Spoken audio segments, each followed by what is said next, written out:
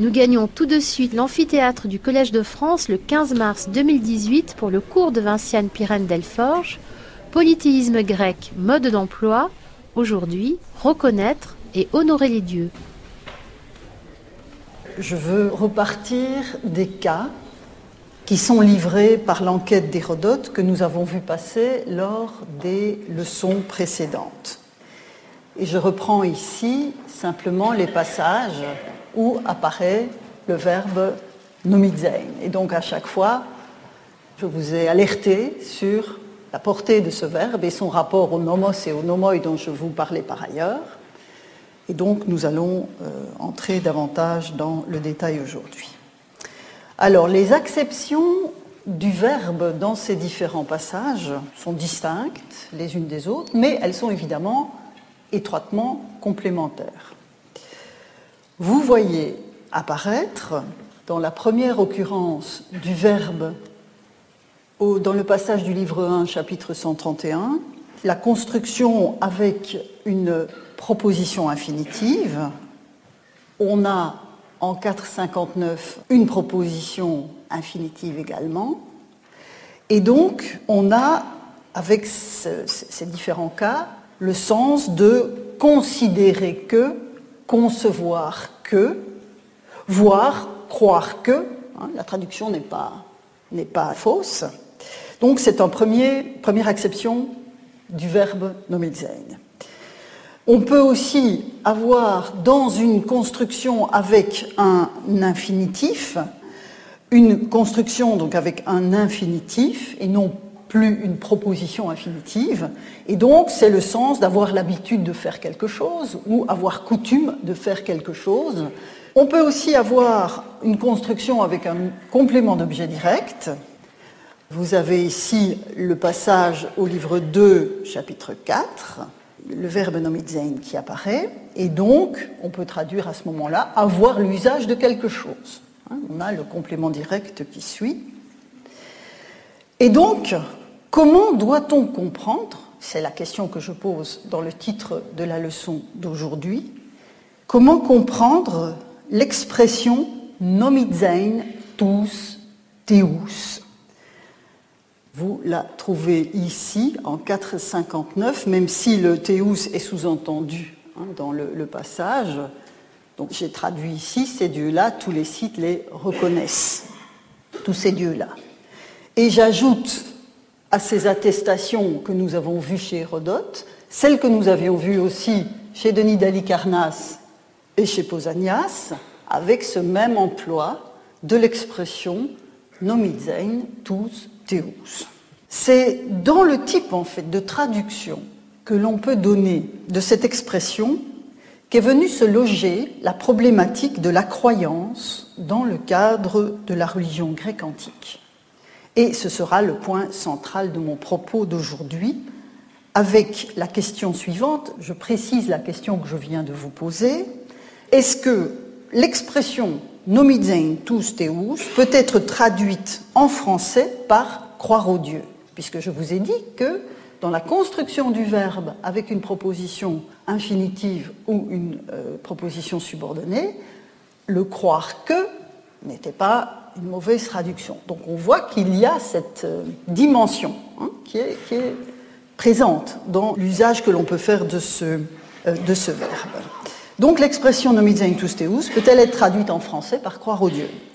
Et dans le mode d'emploi du polythéisme grec que je vous propose depuis 1 mois et demi, cette question est loin d'être anodine, car elle engage les éventuels déterminismes culturels dont je vous ai dit que l'étude des religions avait bien du mal à se débarrasser. Donc il y a un véritable enjeu de compréhension d'un système antique quand on convoque la question de la croyance. Mais avant de revenir à l'expression elle-même et à sa traduction, que l'on va affiner, évidemment, puisque je vous ai déjà donné des traductions, il me faut d'abord placer cette problématique, donc de la croyance, dans le contexte auquel elle appartient, afin de lui donner l'ampleur historiographique qui est nécessaire pour que vous compreniez les enjeux du débat sur cette question. Alors, lors de la première leçon de cette année, souvenez-vous, nous nous sommes penchés sur le terme même de religion par le biais de l'histoire du mot. J'ai alors insisté sur le fait que l'instauration du christianisme et la récupération par les pères latins du mot latin religio avaient eu pour effet d'en infléchir le sens. On a parlé de ça longuement lors de la première leçon. Et de cet infléchissement sémantique, nous sommes toujours les héritiers. C'est ce que j'ai essayé de vous montrer. Religio pour les Romains signifiait l'ensemble des pratiques commandées par une attitude scrupuleuse dans la relation avec les dieux. Et quand les premiers chrétiens investissent le mot, il en vient à désigner la relation de piété qui unit le chrétien à son Dieu par l'adhésion à un message forcément vrai, puisqu'il est révélé par Dieu lui-même. Le terme, donc, religio, identifie donc le lien vertical personnel à un Dieu unique dont le message fonde toute autorité. Alors, il faut évidemment ajouter dans cette acception chrétienne de religio la médiation de l'Église. Je ne la méconnais pas quand je parle de lien vertical et personnel. Je n'ignore pas pour autant l'instance médiatrice, mais il y a quand même un basculement par rapport à, y compris d'ailleurs avec la médiation de l'Église, un basculement dans le sens même de religio. Et je reviendrai sur ce point tout à l'heure. Et cela transforme, nous l'avons vu, en profondeur la portée du mot religio, puisque en contexte polythéiste, la religio est avant tout une pratique, même si l'on ne doit pas y réduire l'action religieuse à des processus rituels purement mécaniques. La religio, dans l'Antiquité polythéiste, est aussi une attitude, une disposition scrupuleuse. Donc, je n'oppose pas de façon radicale, d'un côté, l'adhésion à un message, de l'autre, une praxis, entendez-moi bien, mais il est clair que le pourcentage, la balance de ces différents ingrédients n'est pas la même selon que l'on est en contexte chrétien ou selon qu'on est en contexte polythéiste. La notion de religion dont nous avons hérité après 2 millénaires de christianisme a pleinement intégré la notion de croyance. Entrer en religion est devenue une affaire de croyance en Dieu, je viens de le dire, et d'adhésion à son message. C'est dans ce cadre que l'on trouve aussi la notion de conversion, qui trouve place donc sur cet arrière-plan. Je vous parlais d'arrière-plan historiographique. Donc, quand les sciences humaines, en voie de constitution académique, se sont emparées de l'objet religion, à partir de la deuxième moitié du XIXe siècle, pour faire bref, elles ont associé, je dirais presque très naturellement, les croyances et les pratiques dans la définition même de cet objet d'étude. Toutefois, certains savants ont tout de suite compris la nécessité de nuancer leurs propos. C'est notamment le cas d'Émile Durkheim, dans son ouvrage fondamental sur les formes élémentaires de la vie religieuse, Le système totémique en Australie, donc qui a été publié en 1912, mais toute une série de réflexions sur la religion dans le cadre de l'école sociologique française avait déjà été diffusée dans la revue L'année sociologique fondée à la fin du XIXe siècle. Et donc Émile Durkheim refusait de considérer que le divin, Dieu, toute notion de Dieu, était un élément constitutif de la définition de la religion. Il préférait la notion de chose sacrée comme élément pivot. L'opposition chose sacrée, chose profane était l'élément pivot de son étude sur la religion. Il refusait donc de considérer le divin comme élément constitutif, mais en revanche, il y plaçait en bonne place les croyances et les pratiques. Et vous avez sous les yeux la définition qu'il donne de la religion au début de son ouvrage, je la lis avec vous. Une religion est un système solidaire de croyances et de pratiques relatives à des choses sacrées, c'est-à-dire séparées et interdites, croyances et pratiques qui unissent en une même communauté morale appelée Église tous ceux qui y adhèrent. Alors je souligne d'emblée qu'ici la notion d'Église telle que Durkheim l'utilise, évidemment c'est dans l'emploi presque étymologique, puisqu'Église renvoie au grec ecclésia, ça veut dire la communauté de ceux qui adhèrent à un système. Et quelques pages avant celle où se place ce passage que je viens de vous lire, il avait expliqué ce qu'il entendait par croyance et pratique. Et cette explication m'intéresse beaucoup. il écrivait ceci: « Les phénomènes religieux se rangent tout naturellement en deux catégories fondamentales, les croyances et les rites. Les premières sont des états de l'opinion, elles consistent en représentation. Les secondes sont des modes d'action déterminés. Entre ces deux classes de faits, il y a toute la différence qui sépare la pensée du mouvement. » Donc ici, nous nous situons au début du XXe siècle. Donc vous voyez ici une grande prudence de la part de Durkheim qui prend la peine de définir ce qu'il entend par croyance et rabat la notion sur celle de représentation, qui est évidemment plus large. Nous sommes donc au début du XXe siècle et il faut en fait attendre les années 70 pour que soient publiées des analyses systématiques portant sur les notions de croyance, de croire, donc plus uniquement simplement l'apparition du terme dans une définition de la religion, mais pour que s'enclenche une véritable réflexion sur la pertinence de l'outil. Et donc dans les années 70, on va voir paraître notamment l'ouvrage de Rodney Needham, Belief, Language and Experience, qui est devenu incontestablement le classique en la matière, surtout en anthropologie, puisque l'arrière-plan de la réflexion de Needham se fonde sur les travaux des anthropologues, mais il est devenu le classique en la matière, aussi bien pour les anthropologues qu'en dehors du champ de l'anthropologie. Alors du côté francophone, un article de Jean Pouillon dont vous voyez qu'il date de 1979, et cet article de Pouillon s'interrogeait lui aussi sur le caractère en quelque sorte exportable du verbe croire et de tout ce qu'il charrie avec lui en dehors du discours chrétien, et il émettait à l'époque de sérieux doutes à cet égard.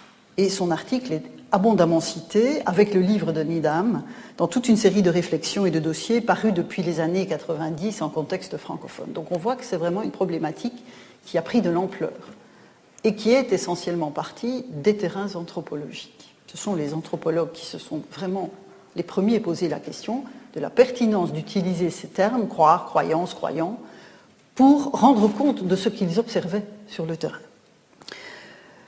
Le scepticisme, finalement, le scepticisme croissant à cet égard, entre évidemment en résonance avec le doute manifesté à une plus large échelle encore, à l'endroit des outils langagiers auxquels on a recours en histoire, en anthropologie des religions, à commencer le terme même de religion. On voit bien qu'il y a un doute qui est porté sur les outils d'analyse que nous utilisons, que ce soit la religion elle-même, que ce soit la notion de magie, la notion de rite, la notion de mythe.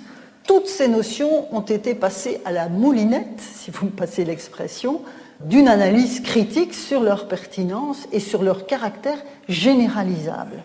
Et donc le croire, la croyance, fait partie de ce processus. Alors du côté anglophone, le terme belief, qui correspond à croyance, n'a pas manqué de défenseurs. En parallèle, il y avait ce mouvement de critique et puis une défense de l'utilisation de ces concepts. Il y a eu des défenseurs, certains allant même jusqu'à estimer qu'on ne pouvait pas parler de religion ou des religions sans recourir à cette notion de croyance. Et du côté francophone, globalement, les sociologues et les anthropologues restent particulièrement prudents en cette matière. Et donc la question que je pose aujourd'hui est la suivante. Doit-on renoncer à la notion de croyance pour étudier la religion des Grecs ? Alors, du côté des hellénistes, le débat est largement ouvert sur cette notion. Depuis le petit livre incisif de Paul Veyne que vous connaissez sûrement, enfin dont vous connaissez sûrement au moins le titre, « Les Grecs ont-ils cru à leur mythe ?» Essai sur l'imagination constituante. Et donc, ce livre de Paul Veyne concernait les traditions narratives que nous appelons des mythes. Et c'était la problématique du croire au mythe qui était soulevée par Veyne. Mais cette problématique s'est depuis lors étendue à la croyance aux dieux eux-mêmes. Et donc, en 2005, paraissait dans la revue Numen, la revue de l'Association internationale de l'histoire des religions, un article de Manuela Giordano intitulé « As Socrates shows, the Athenians did not believe in gods ». Et c'est à cette étude, sur laquelle je vais revenir, de Manuela Giordano, que Henk Versnell, dans son important ouvrage Coping with the Gods, Wayward Readings in Greek Theology, répondait dans un appendice dont vous voyez ici le titre, qui est extrêmement clair, « Did the Greeks believe in their gods ?» Donc la question est posée. Donc la manière dont la question de la croyance est posée dans ces travaux présente évidemment différents accents, dont il faut être conscient pour bien saisir les enjeux de la discussion. Ainsi, en s'interrogeant sur la question de savoir si les Grecs croyaient à leur mythe, Paul Veyne engageait avant tout un rapport cognitif à la vérité. Et au final, dans son petit livre, ce sont différents régimes de vérité qu'il mettait au jour. Selon lui, les Grecs croyaient à leur mythe, mais pas toujours de la même manière, en fonction des acteurs, en fonction des contextes, en fonction de l'agenda des uns et des autres dans les productions narratives qui nous sont parvenues. Et c'est ce qu'il qualifiait, avec sa verve absolument inimitable, il qualifiait ces processus et ces différents régimes de vérité, il les fondait en tout cas sur une sorte de balkanisation du cerveau. C'est-à-dire qu'en fonction des contextes où l'on se trouve, en fonction des instances d'autorité aussi auxquelles on a affaire, eh bien, on va croire plus ou moins intensément, voire parfois pas du tout, aux mythes, aux traditions narratives en question. Par l'affirmation de Manuela Giordano, selon laquelle les Athéniens ne croyaient pas aux dieux, on change évidemment de registre. On est passé d'une réflexion, celle de Paul Veyne, sur l'adhésion ou non à des propositions de type cognitif comme Chronos avale ses enfants puis les recrache, voilà un type de proposition cognitive à laquelle on adhère ou pas. Zeus a cousu Dionysos dans sa cuisse après que Sémélé, sa mère, eût été foudroyée. Voilà une autre proposition qui relève de ce que nous appelons les mythes. Et donc on est passé de cette réflexion de Veyne sur une adhésion ou non, ou plus ou moins importante à ce type de proposition, et les récits dans lesquels elles s'enchâssent, à une interrogation sur la pertinence de parler de croire aux dieux, de croyance aux dieux en contexte grec, ce qui n'est quand même pas tout à fait la même chose.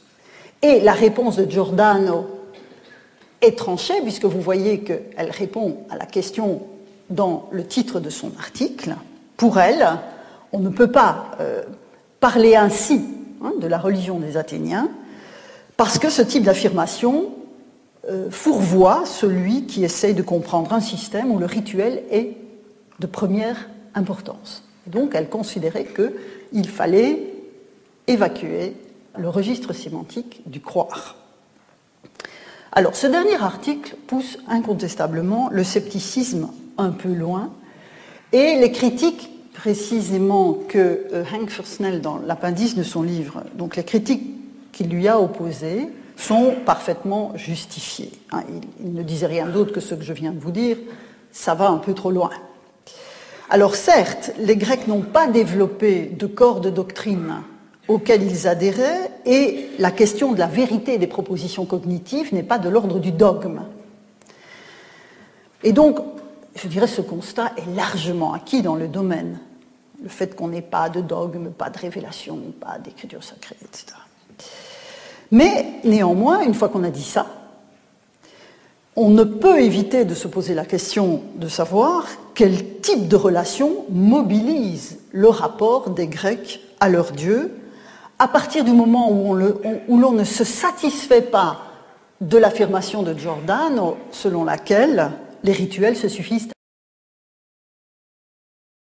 Maintenant, au titre de la leçon d'aujourd'hui, le nomizein tous théous. Donc ici vous avez, je l'espère, compris les enjeux de ce débat. Le verbe nomizein connaît différentes constructions qui peuvent en infléchir. Le sens, donc on a vu, considérer que, reconnaître que, croire que, au sens cognitif, ou avoir l'habitude de, avoir coutume de, faire quelque chose, ou avoir l'usage de quelque chose. Et donc, comment comprendre l'expression nomizein tous théous que nous avons vue chez Hérodote, que nous avons vue chez Denis d'Halicarnasse et Pausanias, mais qui se trouve aussi, et c'est ce qui a motivé l'article de Giordano, qui se trouve aussi dans un texte extrêmement célèbre, qui a fait couler des litres d'encre, qui est celui de Xénophon, évoquant l'accusation qui a été portée contre Socrate au tout début du IVe siècle avant notre ère, dans le cadre du procès qu'il a dû affronter de la part des Athéniens et qui a abouti, vous le savez, à son suicide. Et donc, nous lisons le texte ensemble pour vous montrer comment s'articule donc cet usage de nomizein. Donc, nous sommes tout au début des Mémorables de Xénophon, livre 1, paragraphes 1 et 2. Je me suis souvent demandé, dit Xénophon d'entrée de jeu, donc je me suis souvent demandé avec étonnement quels pouvaient bien être les arguments qui avaient permis aux accusateurs de Socrate de convaincre les Athéniens qu'ils méritaient de la part de la cité la peine de mort. Et voilà le texte tel que vous l'avez sous les yeux. L'accusation portée contre lui était formulée en ces termes. Socrate est coupable de ne pas reconnaître les dieux reconnus par la cité, et vous reconnaissez ici donc le nomizein theous. Donc Socrate est coupable de ne pas reconnaître les dieux reconnus par la cité et d'introduire d'autres divinités nouvelles. Il est aussi coupable de corrompre les jeunes gens. Donc ça, c'était l'acte d'accusation. Et nous dit Xénophon, premièrement, pour ce qui est du fait qu'il ne reconnaissait pas les dieux reconnus par la cité, donc il reprend le libellé de l'acte d'accusation, en tout cas une partie. De quelles preuves disposait-il donc? Car on le voyait souvent faire des sacrifices à la maison, de même que sur les autels publics de la cité, et ce n'était pas non plus un secret qu'il avait recours à la divination. Et donc on voit bien qu'ici, Xénophon commence sa défense de Socrate en évoquant les rituels qu'il accomplissait, ce qui évidemment a donné du grain à moudre au point de vue de Manuela Giordano, disant, regardez, quand Xénophon le défend sur le nomizein theous, il parle de rituels, il ne parle de rien d'autre. Et donc dans les différents textes que je vous ai soumis, vous le voyez ici, et je pourrais vous remontrer aussi la dia avec les textes d'Hérodote, c'est la traduction « reconnaître les dieux » qui me permet de rendre compte du nomizein theous. Mais il faut évidemment affiner la compréhension du verbe et de ses emplois afin de circonscrire avec plus de précision encore la disposition d'esprit et l'attitude que l'expression induit. Car le fait même qu'un certain nombre d'emplois du verbe nomizein puissent relever, on l'a vu, d'une part, de l'adhésion à des propositions formelles, du type « je crois que », mais d'autre part, peut aussi rendre compte d'une pratique usuelle, avoir l'usage de, avoir coutume de. Le constat de ces deux aspects impose de considérer, au moins à titre d'hypothèse, que l'expression nomizein theous relève des deux registres, celui de l'adhésion à des propositions et celui de l'action coutumière. Le verbe dit les deux. Potentiellement, il dit les deux. Et cette hypothèse trouve à s'éprouver à la lumière des passages d'Hérodote. Au livre 1, chapitre 131, comme nous l'avons vu, deux acceptions du verbe se succèdent immédiatement. Les Perses ne considèrent pas, on peut dire ne croient pas que, les dieux soient de même complexion que les hommes. Adhésion à une proposition formelle. Et leur usage rituel, deuxième emploi de nomizein ici, leur usage rituel est d'honorer Zeus sous la voûte du ciel en pleine nature au sommet des montagnes. Le verbe nomizein, dans ces deux usages ici, permet donc de circonscrire une représentation et une action. En 459, la première occurrence relève là encore d'une forme de représentation. Il considère que Gai est l'épouse de Zeus, à laquelle donc Hérodote dit qu'ils adhèrent. Et la deuxième occurrence nous offre la construction nomizein theous. Je vous l'ai rappelé tout à l'heure, même si le théous est sous-entendu. Tous les sites reconnaissent ces dieux-là. En 2.4, puisqu'il s'agit de surnoms empruntés par les Grecs aux Égyptiens, c'est l'usage qui prime dans le sens du nomizein. Ils ont usage de ces surnoms. Alors, afin d'étoffer encore notre réflexion à ce sujet et de nous donner les moyens de comprendre le registre sémantique et la richesse sémantique surtout du verbe, je vous propose de nous aventurer maintenant dans l'œuvre de Pausanias. Et si je vais vous emmener dans un instant dans une petite excursion dans la périégèse de Pausanias, il y a trois raisons principales à ce choix.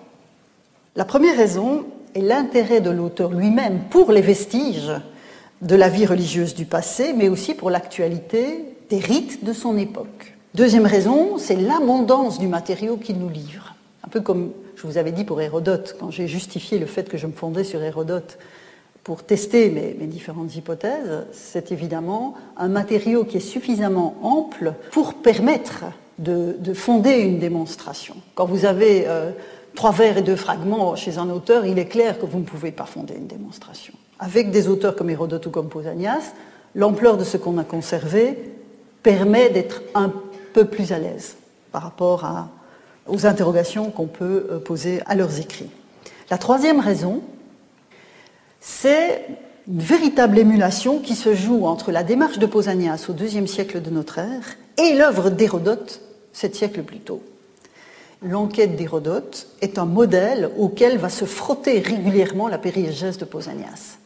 Et donc ce lien qui se fait, même s'il y a 7 siècles entre les deux, atteste que l'on peut espérer retrouver des lignes de force qui ont traversé les siècles dans l'usage de certaines expressions que l'on trouve de part et d'autre. Alors, je vous donne un premier exemple.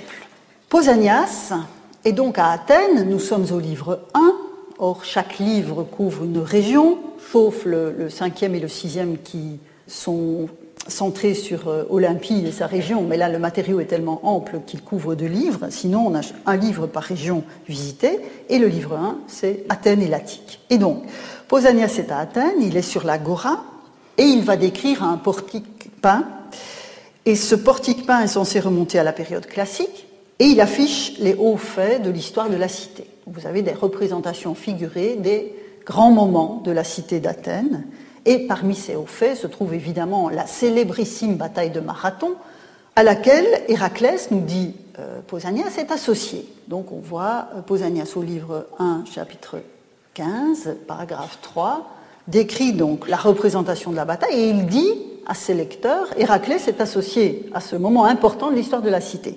Mais ça ne va pas de soi, cette affaire. Pourquoi Héraclès, dans les traditions classiques, Héraclès n'est pas associé à la bataille ? Et donc, il va prendre la peine d'expliquer à son lecteur pourquoi Héraclès figure dans cette représentation. Et il dit, je lis avec vous, parce que, selon leur propre dire, Héraclès fut reconnu comme Dieu par les Marathoniens les premiers. Et donc, vous allez retrouver ici le verbe nomizein. Nomizein, théos. Donc, Héraclès et nomiste, théos, protois. Donc, Héraclès a été reconnu Dieu par eux les premiers.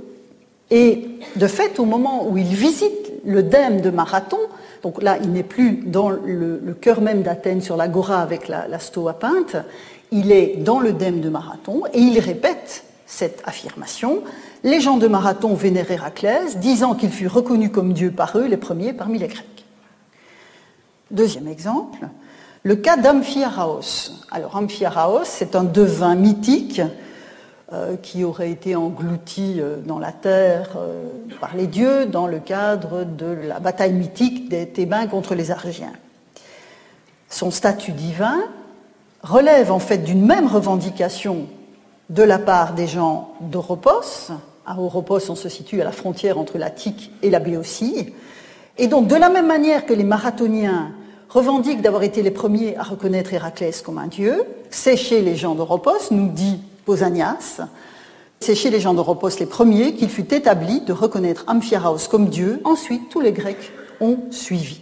Donc, tant Héraclès qu'Amphiaraos ont subi un changement de statut, et c'est la reconnaissance du statut divin que désigne l'expression Theon nomizein ou Theos nomizestai au passif, d'où la traduction par reconnaître. On voit que là, ça fonctionne bien.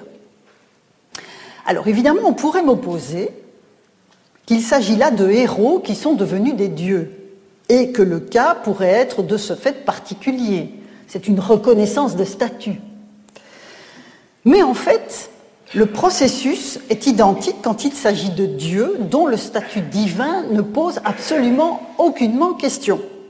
Et dans la périégèse, toujours, le cas de la déesse qu'on appelle en grec Eileituia, et qu'on francise en général en disant Iliti, donc divinité protectrice surtout de l'accouchement, hein, du moment précis de l'accouchement, et puis éventuellement des jours qui suivent pour l'enfant et la mère. Et donc, cette déesse Iliti, Pausanias en parle au livre 1, chapitre 18, paragraphe 5. Pausanias décrit un temple d'Iliti, donc il dit tout près de l'endroit où il vient de passer. On a élevé un temple d'Iliti qui était venu du pays des Hyperboréens à Délos pour assister Léto, donc la déesse Léto, la mère d'Artémis et d'Apollon, dans ses douleurs, donc douleurs de l'enfantement. On a ici donc le champ d'intervention de la déesse tout à fait classique. On dit que ces deux, que les autres, c'est-à-dire les autres Grecs, apprirent le nom d'Iliti. Et vous retrouvez ici quelque chose qui nous est maintenant familier depuis les semaines où je vous parle de ce point à propos d'Hérodote. Donc, to'onoma, c'est d'eux que les autres apprirent le nom d'Iliti. Les Déliens font des sacrifices à Iliti et chantent un hymne composé par Olène. Olène, c'est un poète mythique venu de Lycie, donc de l'autre côté de la mer Égée, dont Pausanias a, semble-t-il, encore eu la possibilité de consulter des hymnes qui lui étaient attribués. Malheureusement, cette possibilité nous est refusée à nous parce qu'on n'a rien conservé comme texte attribué à Olène. Enfin, soit. Donc, il chante un hymne composé par Olène, donc quelque chose de très ancien. Les Crétois, nous ajoute Pausanias, croient qu'Iliti est née à Amnisos dans la région de Knossos et qu'elle est fille d'Héra. Et vous voyez qu'ici, j'ai traduit sans le moindre remords nomizu si, puisqu'on a de nouveau ce verbe-là, par croire que. Ils adhèrent à l'idée que, ils conçoivent que.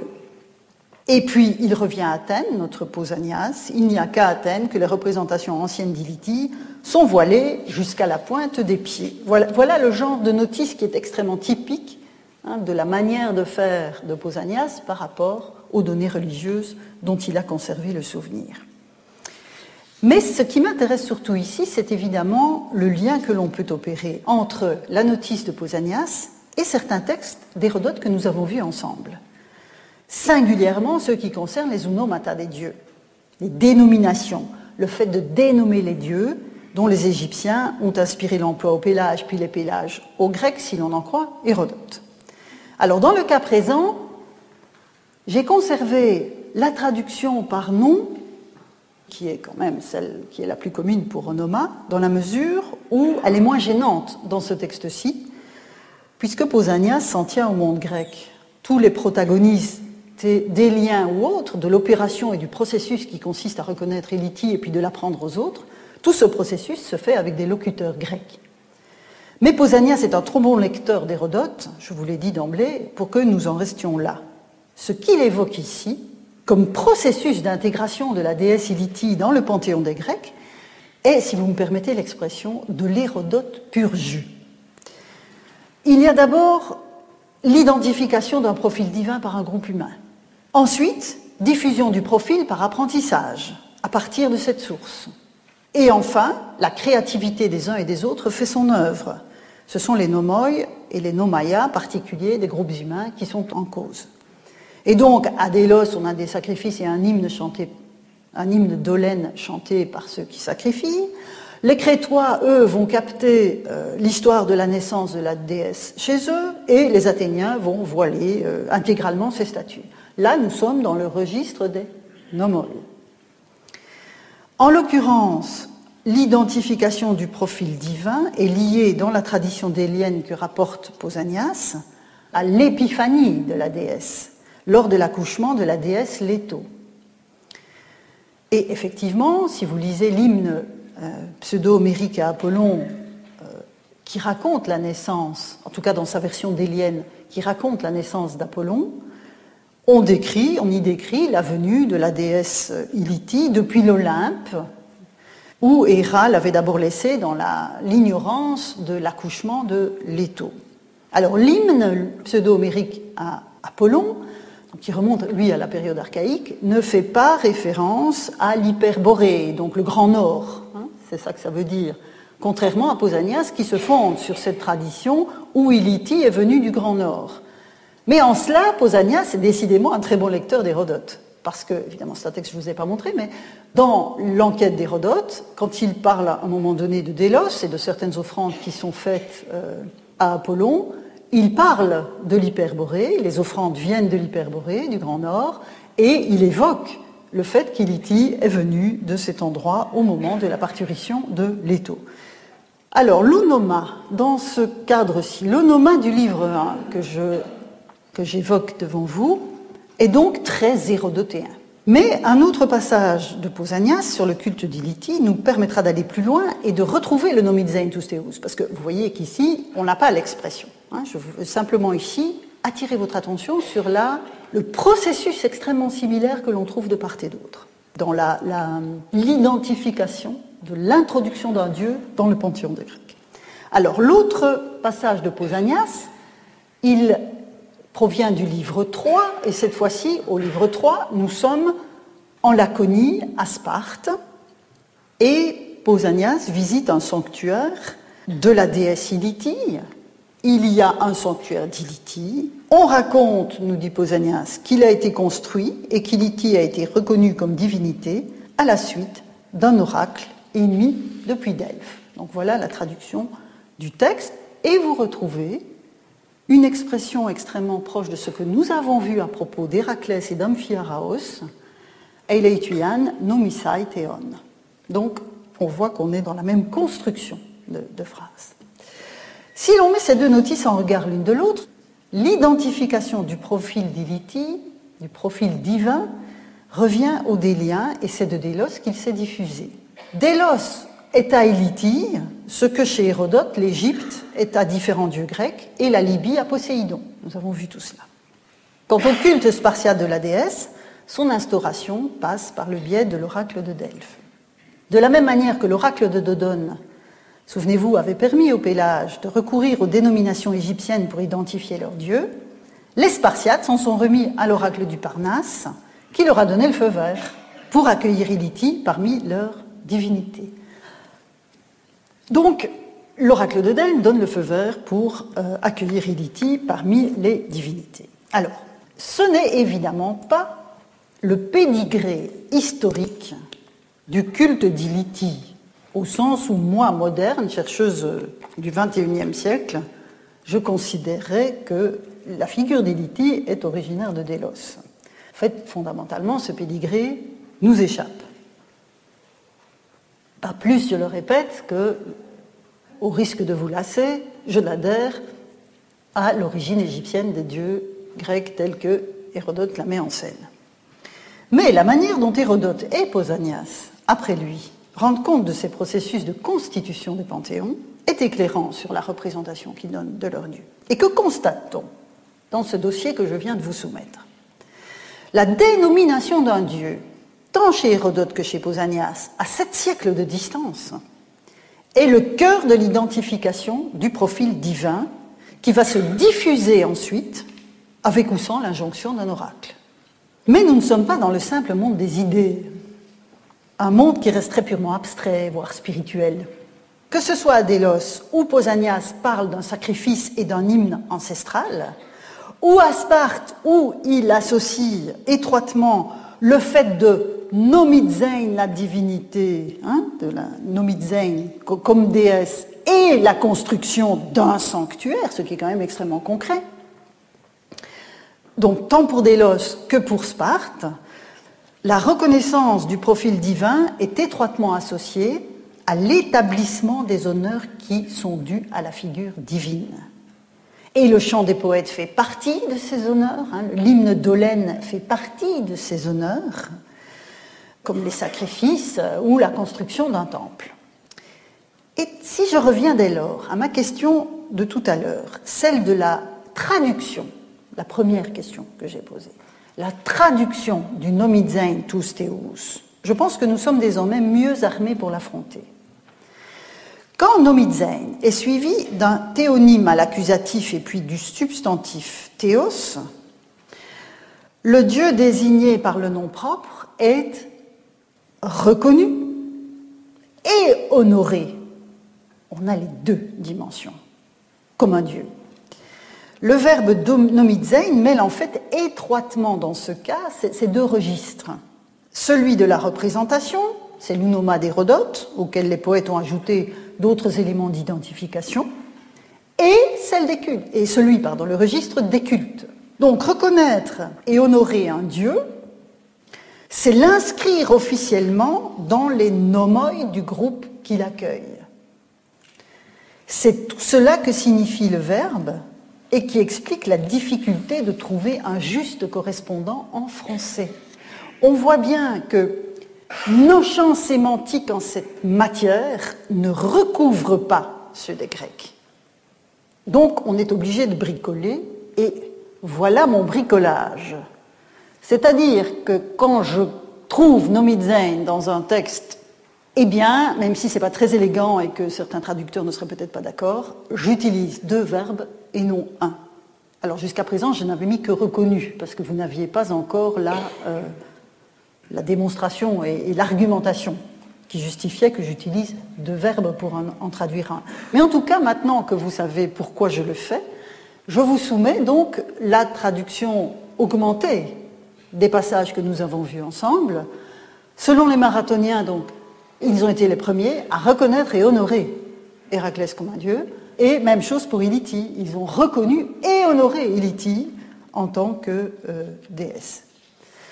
Mais là, évidemment, nous ne sommes pas encore tout à fait au clair avec la question, puisque ici, ce sont chaque fois des entités singulières, un héros ou une déesse, dont on reconnaît le statut.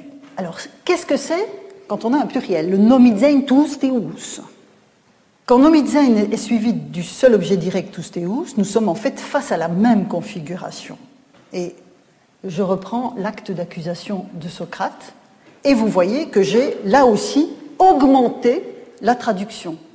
De quoi est accusé Socrate, si je reprends le nomizein tous theus? Il est coupable de ne pas reconnaître et honorer les dieux reconnus et honorés par la cité. Donc il faut convoquer ces deux registres. Nomizein tous theus, dès lors, c'est reconnaître et honorer les dieux en s'inscrivant dans une tradition. C'est identifier le profil de chacun, leur unoma et ceux qui l'accompagnent, et lui conférer les hommages adéquats en fonction des nomoi du groupe. Il y a donc à la fois un processus cognitif derrière le verbe, mais aussi une démarche concrète. Et je pourrais vous faire, si j'en avais le temps, exactement la même démonstration du côté romain. C'est le même type de processus que l'on trouve, alors évidemment avec un autre vocabulaire, derrière la manière dont les Romains concevaient l'arrivée des dieux dans leur panthéon. J'en arrive dès lors à la question centrale de mon propos d'aujourd'hui. Maintenant qu'on a adopté cette double traduction, cette traduction par 2 verbes de nomizein tous theus, j'en arrive à ma question centrale. Est-il pertinent de conserver la catégorie du croire pour parler de religion grecque? La réponse, qui n'en est pas une, c'est pour ça que je vais continuer encore un peu, la réponse est oui et non. Car tout dépend ce que nous mettons derrière le verbe croire. Et pour vous donner donc une autre réponse que le oui et non, dont je viens de vous dire que j'étais bien consciente que ce n'en était pas une, permettez-moi de revenir un instant au débat qu'a agité cette question parmi les anthropologues. Parce qu'en fait, c'est grâce aux anthropologues qu'on a été vraiment, en tant qu'historiens, amenés à s'interroger sur la pertinence. Que ce soit Nedam ou Bouillon, ce sont des anthropologues. Et je vais vous soumettre en fait le travail d'une autre anthropologue qui s'appelle Roberta Maillon, qui est une éminente spécialiste du chamanisme sibérien, vous la connaissez peut-être, elle a enseigné à l'École pratique des hautes études pendant des années. Et Roberta Maillon, dans cet article qui s'appelle « L'anthropologie et la dualité paradoxale du croire occidental », paru dans la revue du MOS en 2006, dans cet article, elle a souligné avec beaucoup de finesse que l'une des difficultés de cette notion était l'usage que nous en faisons, nous modernes, en désignant de la sorte à la fois ce que l'on croit et le fait même de croire. Dans l'usage en fait que nous avons du verbe, et des substantifs associés, hein, croire, la croyance, le croyant. La croyance est tout ensemble un contenu et l'adhésion à ce contenu. Et c'est d'ailleurs pour ça qu'on parle de croyant in abstracto. Donc je lis avec vous ce que Roberta Maillon écrit à ce sujet. Bon, l'article est évidemment long et je ne reprends ici que 3 lignes. Nous parlons aussi bien des croyances pour évoquer des conceptions religieuses, et l'emploi du pluriel est alors significatif, que de la croyance comme attitude mentale, psychique ou affective du sujet croyant. Et c'est cette dualité qui est source de paradoxe. Je pense que ce constat est très juste. Comme l'affirme à juste titre donc l'auteur de cette étude, beaucoup de cultures n'établissent pas un lien nécessaire entre ce que l'on croit, un contenu, et le fait de croire, l'adhésion à ce contenu. L'objet de la croyance, dans de nombreuses cultures, n'est pas exclusif, il n'est pas circonscrit et définitif. Il est négociable dans une attitude d'adhésion fluide où l'objet de la croyance peut être flexible, pluriel. Or, dans le cadre de ce qui est une forme de négociation avec des entités non humaines, dans son étude du chamanisme sibérien, puis des Mongols aussi, elle a beaucoup travaillé sur les Mongols, Roberta Maillon le montre bien, on a affaire à une négociation avec des entités non humaines. Dans le cas des Pélages et des Grecs dont je vous ai parlé, tels que Hérodote les met en scène, c'est ça aussi. Les déliens, c'est ça aussi. La reconnaissance d'Ility, c'est entrer en négociation, on fait des sacrifices, on chante des hymnes. Et dans ce cadre-là, les actes rituels sont essentiels, évidemment. Il ne me viendrait pas du tout à l'idée de le nier, car ils sont autant de mises à l'épreuve de l'objet de croyance qui n'est pas imposé. Et cette mise à l'épreuve, elle est inscrite dans une tradition, dans des nomoi. Et c'est ce que Roberta Maillon appelle la dynamique spéculative. La dynamique spéculative qui est inhérente aux cultures où sont dissociées l'attitude croyante et l'objet de la croyance. Et ce constat m'intéresse au plus haut point parce qu'il rapproche les Grecs, dont je vous parle depuis le début du mois de février, et ce que Roberta Maillon identifie dans les cultures de la Mongolie et de la Sibérie. C'est ce que j'ai déjà évoqué d'un autre point de vue pour les cultures grecques et romaines en regard du christianisme, en insistant lors de la première leçon sur l'attribution de l'adjectif vera, enfin verus au féminin, vera, pour qualifier la religio. Quand les chrétiens prennent le terme dans le stock du vocabulaire latin, ils affectent le terme religio de l'adjectif verus, sous la forme vera, et ils affectent aussi le nom même de Dieu de cet adjectif verus. Souvenez-vous du passage de Tertullien, la vraie religion du vrai Dieu. Ça, c'est pas du tout romain. Sur cet arrière-plan, le fait de croire et l'objet de la croyance deviennent évidemment indissociables l'un de l'autre. Il existe un lien nécessaire et suffisant entre les deux, un lien qui va se fonder sur une vérité révélée et donc a priori indiscutable. Et la preuve ultime de cette vérité est renvoyée dans la temporalité d'un au-delà inconnaissable. L'au-delà à la fois individuel ou le jugement dernier ou que sais-je. Alors, les spécialistes du christianisme médiéval ont certes montré qu'à l'époque médiévale, et puis je pense qu'on pourrait étendre cette démonstration, il existait une conception souple de la croyance, même en contexte chrétien, avec un réajustement perpétuel de la distinction entre le vrai et le faux. Et je vous renvoie à cet égard à un article de Jean-Claude Schmitt, La croyance au Moyen-Âge. Et donc, Schmitt notamment, mais il n'est pas le seul, a bien montré que la croyance n'était jamais monolithique dans le contexte du christianisme, et que finalement l'existence de 4 évangiles est déjà en soi un indice de l'ouverture vers la pratique du commentaire et de l'interrogation. Mais il existe une institution forte, je vous ai dit que je reviendrai sur cette question de la médiation de l'Église en contexte chrétien. Il existe une institution forte, donc l'Église, qui s'inscrit en médiatrice entre les hommes, les croyants, et les objets de croyance. Et il y a un lien nécessaire entre les deux, je dirais entre les croyants et l'objet de croyance. C'est ça que Roberta Maillon décelait comme source d'ambiguïté. Mais si je suis Schmitt, et je le fais bien volontiers, vérité et fausseté ne sont pas toujours données a priori, la vérité et l'erreur. Il n'empêche que la dichotomie même du vrai et du faux est bel et bien posée, activée, et qu'elle est totalement étrangère aux cultures dont je vous parle, en tout cas en contexte religieux. Il n'y a pas de croyance dans ce sens-là en Grèce ancienne, il y a des représentations, au sens de Durkheim explicitant, vous vous en souviendrez, on l'a vu tout à l'heure, son emploi du mot de croyance, et ces représentations sont autant de manières d'identifier et de reconnaître les dieux que l'on honore et leurs manifestations. Donc, croire à un dieu, croire à des dieux, croire en Dieu, ce sont autant de propositions qui sont décidément bien difficiles et délicates à appliquer comme telles, sans précaution, au monde que nous explorons ensemble depuis quelques semaines.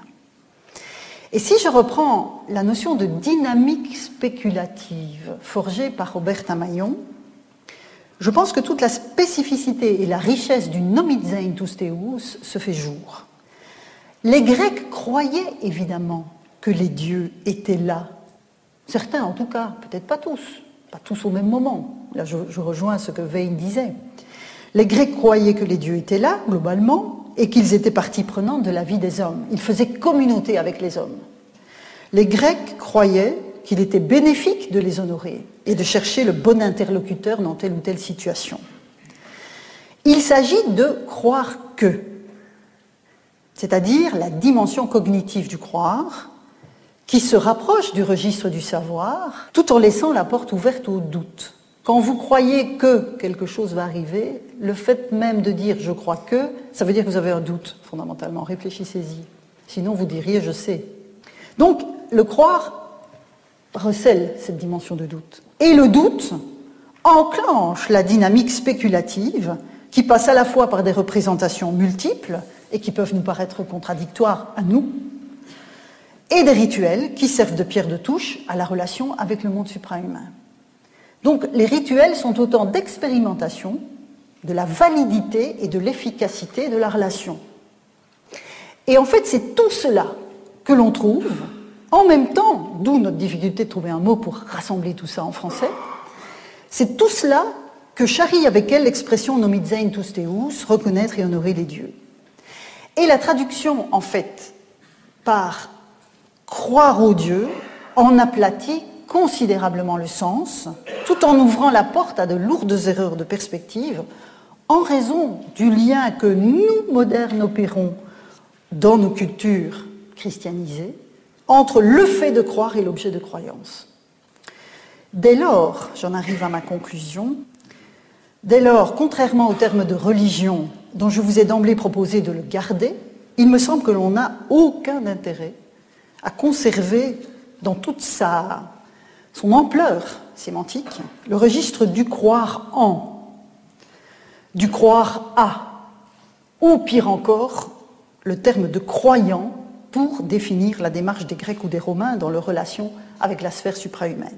Mais que ce soit bien clair, je n'en ramène pas pour autant ces religions à un ritualisme froid et mécanique auquel on les a parfois réduites, en leur déniant toute démarche de foi au sens de la confiance envers un interlocuteur suprahumain. Si vous voulez, de ce point de vue, les Grecs pouvaient avoir foi dans le Dieu qu'ils honoraient, c'est-à-dire qu'ils lui faisaient confiance, même s'ils n'étaient pas sûrs, totalement sûrs que leur démarche allait aboutir. Mais le problème, c'est que si vous dites « les Grecs avaient la foi », vous vous méprenez totalement sur le cadre dans lequel s'inscrit cette pratique religieuse, parce que avoir la foi, ça implique une relation nécessaire entre le fait de croire et ce que l'on croit. Et c'est cela qu'il faut dissocier. Au contraire, donc, en étant plus attentive à ce problème, c'est la richesse d'une relation différente au divin que je souhaite mettre en évidence, comme la lecture des textes d'Hérodote et de Pausanias vous l'a montré. Donc, nomidzein tous theous signifie à la fois reconnaître les dieux, c'est-à-dire les identifier, les nommer, se les représenter sous des espèces diverses, et le fait de leur rendre les hommages qui leur sont dus. Les deux registres sont indissociables